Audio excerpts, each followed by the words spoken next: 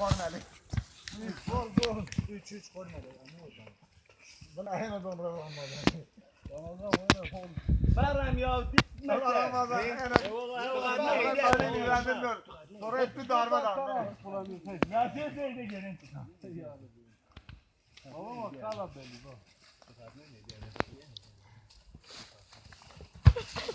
Ya kardeş. Ya ben burada 50 tane. Kaç? 7 6-3. Vav 6-3 bak. Biraz yok.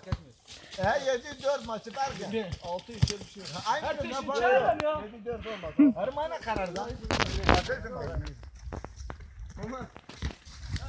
Beni. Sana çoktan bile gelmiyoruz. Zafer. Ya Allah için satar destek. Kardeş. Vallahi güzel. İbo sonra çağrışır. 6-4. Ya. Ja, en i vår MP folket på med zapir. Arayı Daha bir ki alandı. Bu Yok, test karrata gir. Var ya. Tam biraz vallahi gelmiyor. 7 var ya var. 7 ya Allah gider ha. Ya down değil. Ama 7-5 bak gördü seni rahat edeceğim. 7-6. Ya yıkılmıyor bırakma ya. Kızım Allah'ım ya sana. Ben de geldim. Kırışılmış o jarı yanlış süt olacak. Ya ne geç küçük ya.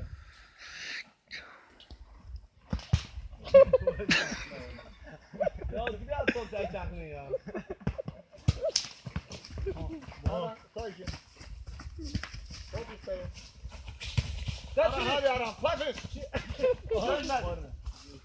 Korner 1. Muzaffer er. Vallahi el yok ya. O kaleciden gelme el değildi. Zafer at hemen at. Bas Serhan.